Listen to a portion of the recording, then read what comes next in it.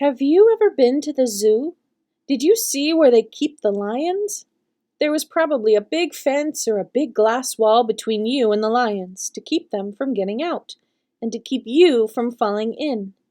You wouldn't want to fall in with the lions. Lions are dangerous. To a lion, you look like lunch. Long ago, there was a man who fell in with a bunch of lions. Well, he didn't actually fall in, he was thrown in.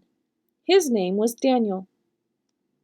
In the time of the exile, when King Nebuchadnezzar had carried the Israelites away to Babylon, some of Israel's smartest young men went to work for the king. We've already learned about 3 of them, Shadrach, Meshach, and Abednego.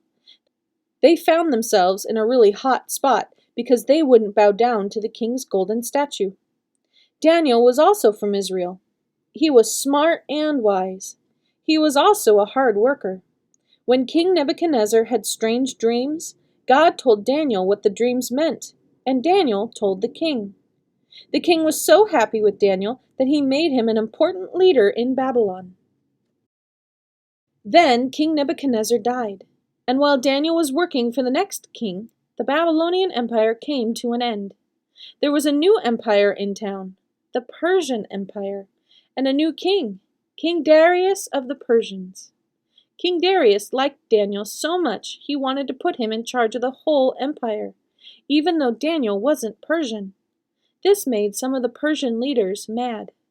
"Why should he be our boss? He isn't even Persian," they muttered. The other leaders looked for ways to get Daniel in trouble. But Daniel didn't tell lies, he didn't cheat, and he didn't steal. How could they get him into trouble if he never did anything wrong? Then one of them had a sneaky idea.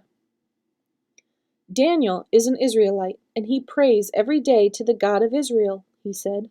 "Let's have King Darius make a rule that says for 30 days no one can pray to anyone except the king." The other leaders thought this was a great idea. "And what will happen to people who break the new rule?" they asked. The guy with the sneaky idea smiled a sneaky smile. "They'll be thrown into a pit full of lions." Everyone laughed sneaky laughs. Daniel would be lunch for the lions. Sure enough, their plan worked. King Darius signed the new law. The sneaky guys waited outside Daniel's house to see if they could hear him praying to God. Daniel could have skipped praying for 30 days, or he could have prayed in his closet or under his bed so no one could hear. But he didn't. Daniel kept praying just the way he always prayed, in his room with the windows wide open, looking out toward Jerusalem. Daniel didn't want to be lunch for the lions, but just like Shadrach, Meshach, and Abednego, when they faced the fiery furnace, Daniel knew something important. God is bigger than lions. God is bigger than anything we could possibly face. Daniel didn't want to get thrown to the lions, but he was going to trust God no matter what.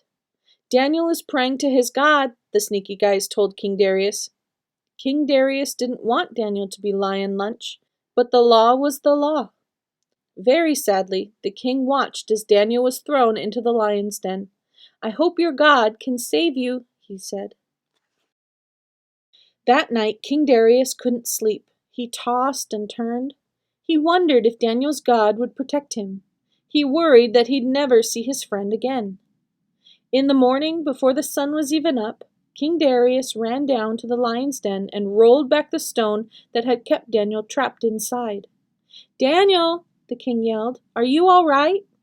There was silence. Then a voice came from the dark den. "I'm fine. My God shut the mouths of the lions so they couldn't bite me." Daniel was safe. King Darius said he would never pass a silly law like that again, and Daniel knew that he could trust God, because God is bigger than lions.